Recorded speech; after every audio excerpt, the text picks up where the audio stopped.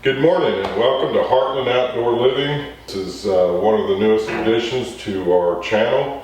This is an old country barbecue pit with the vertical offset. It's an offset smoker. It's got a real nice firebox. We're going to do a walkthrough about this smoker, so let's get to the video.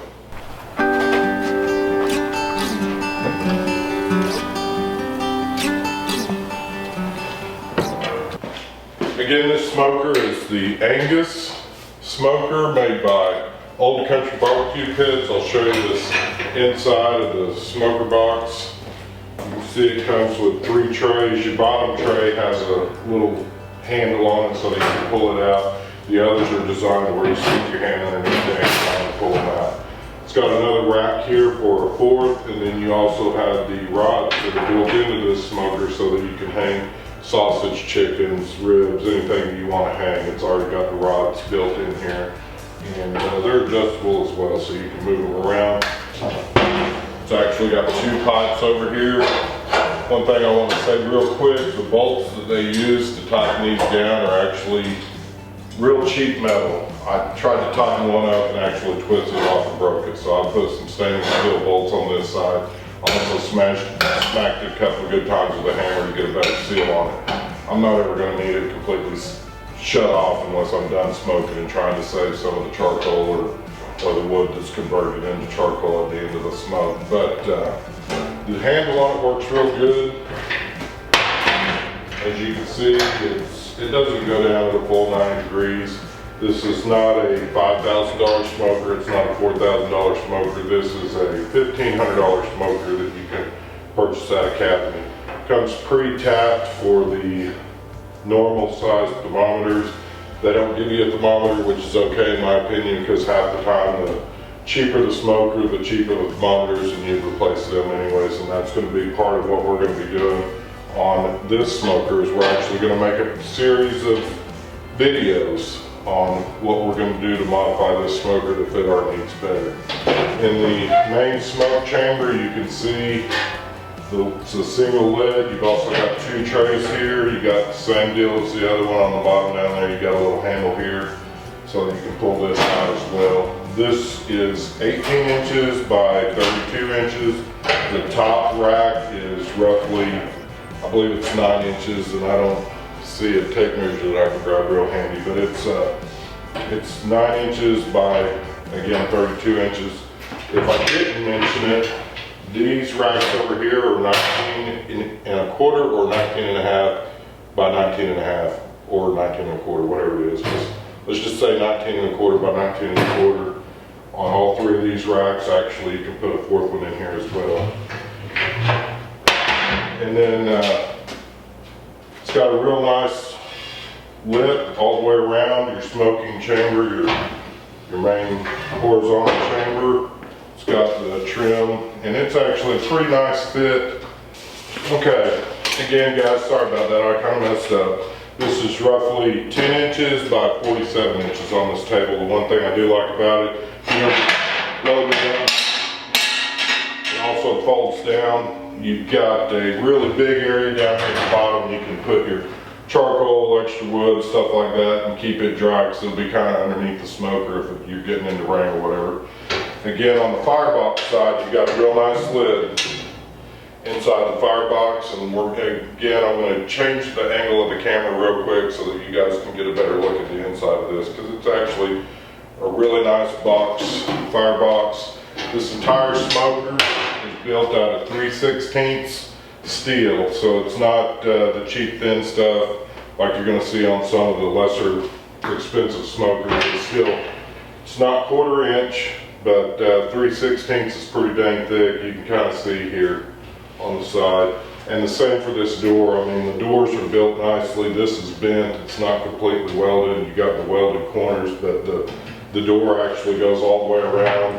And close this, you can feel it sucking in. There's a nice, I mean, it's sucked in tight. I don't know that we'll have to put any sealing around it. I don't know. We'll double check on that, guys. And I'll keep you posted as we do more on this. I guess I should say we're going to do several mods on this smoker and make it the way we want it. But Let me turn it around a little bit, turn the video around so we can show you the Firebox.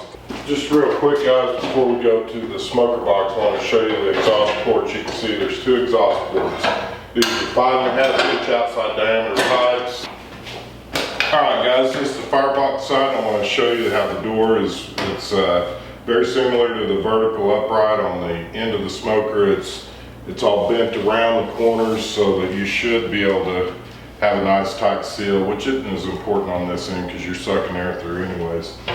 This is a sliding vent for your controlling the amount of oxygen coming into your smoke. It's got little stops welded on it so that if you are trailering this somewhere, say to a barbecue competition, something like that, you're not going to have to worry about this door falling off. Again, it's all welded construction, nice little handle. I wish they would have put a spring on here so that it's not hot, but honestly, I mean, it doesn't take that much. You can bump it without grabbing hold of it and burning yourself, but I think that's something they probably should have added, was go ahead and put one of these springs on this side too, but again, that's minor. This slides nice and easy. I think we're going to be able to control our fire really well with that. Let's go ahead and open this up. Again, you got the no burn handles or whatever you want to call it. I don't know what kind of material this is. It's not chrome plated, so hopefully it isn't going to rust. We'll keep you posted on that, guys, but it's could be stainless steel, not sure on that, and there's no real good explanation on there. This is your Firebox. You've got a cooking grate in here that you can actually get to if you raise the lid on this. You can actually see down in here, and I'll get you some video that we can actually put up here and show you the top of this with the lid open. But this is a plate, and it's going to be your burn plate. You're going to put your charcoal or your firewood on. And I want to show you, see how they've got all the holes cut out for it so that it should breathe good. And again, this just, it sets in there. You kind of got a lip on 2 sides, not on all 4 sides, but you got a lip on 2 sides to keep your firewood from rolling out or whatever. Put that back in there. Again, this is all 3/16 inch steel. And right here's where I want to give you a word of caution, guys. Let me wipe my hands off, and I'm going to show you some things that I have found to be true with old country smokers. Okay guys, one of the things that I'm going to kind of go over with you real quick and kind of show you around. I've got it zoomed in here so you can see. Put this Firebox down. This is pretty well flat all the way across on all 4 sides. When you go to Academy and you're looking at these things, the quality control guy that works for this company is not really what I'd call a quality control guy, because you can go to Academy, and I was fortunate when we went there. They actually had 3 of these smokers built, and they had one on the showroom. The problem with the one on the showroom is this side over here where it's welded. It looked like maybe they've got a pencil or something caught up in here. So this actual part of the lid, I can stick my entire finger underneath there. I mean, I don't know what was, maybe a bolt or something, but the guy just went ahead and welded it to the hinge, and it's welded crooked. So if you go to buy that smoker, you're going to have to cut that off, re-weld it so that you get a good seal like it should have. Again, some of the quality control is absolutely missing from this company, but if you're fortunate enough and you're going to go buy and spend $1,600 on a piece of equipment like this, and you're fortunate enough that they have several in stock, I suggest you to look around. I mean, look at the welds, look and see where the handles are. One of the other problems that we've seen on one of the other smokers was the actual handle had been bent in shipping, and I mean, it was bent completely over here. You know, if they're going to knock a couple of $100 off of it for you at Academy and you straighten it up, that's great. But one thing that I found to be true at our Academy here in Oklahoma City, the one at 74th and Walker, they were not willing to knock anything off this. It's not on sale. They didn't have any kind of military discounts, no police fire discounts. They don't offer any kind of discounts, but they're wanting to give you something that's bent up. And for that kind of money, if they don't have one that you can actually go through and inspect the welds and make sure that everything's in proper working order, then go to a different academy and buy it, because the quality control on this company is absolutely missing. There's no quality control from product to product, even the same product. So that's going to be my one word of caution when you go to buy this thing is double check everything. Again, we were lucky enough, we went and they won't even let you put it on layaway. We went and paid cash. I knew it was going to be a week and a half out before we were able to buy one. But this one here, like I say, I already showed you the one handle over there. It's bent a little bit. I can fix that myself. But we went and paid for it. They put our name on this smoker, and it was in the back. And when I went to pick it up, the guy was wheeling out the one with the bent handle and the other stuff that was broken. Had obviously taken my name off of this smoker, put it on the other one, just simply for the fact that it was easier to get to.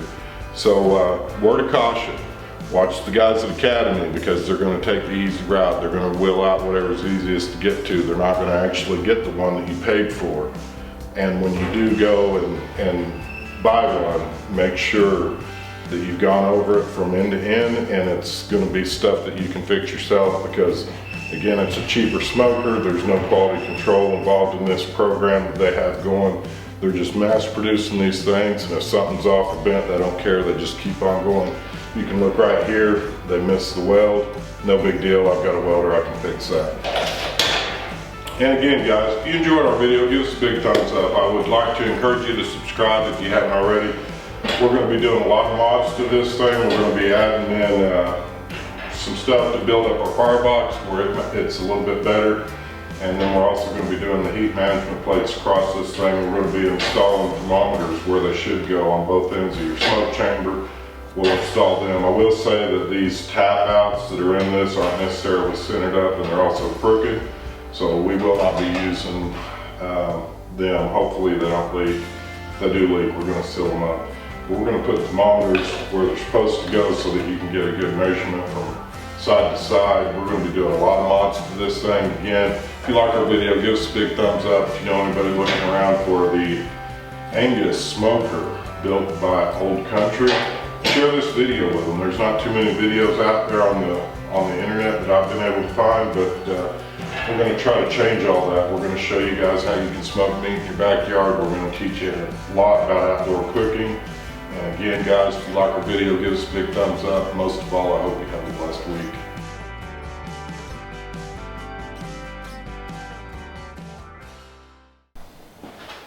Again, guys, just to give you a couple examples of some things that we plan on doing to this smoker for you to tune into next time. We're going to be building up a plate that goes on the inside of this. Right now it's too high, and what happens is your smoke will rise from there, and it's going to go up and out up over here, and it's going to miss this meat over here. It's going to miss this meat over here on this bottom tray of your vertical smoker.